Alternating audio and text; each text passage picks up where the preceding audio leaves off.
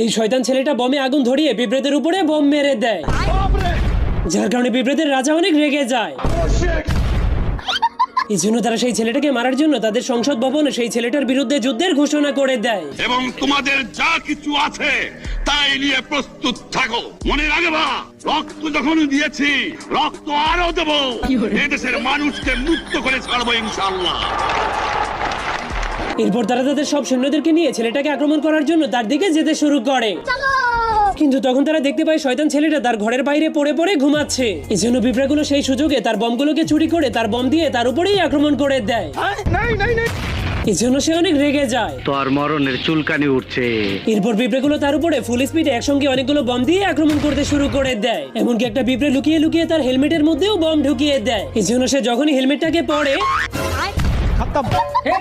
তবুও সে হার না মেনে প্রতিশোধ নেওয়ার জন্য পিঁপড়েগুলোর ঘরের মধ্যে একটা বম ঢুকিয়ে দেয়।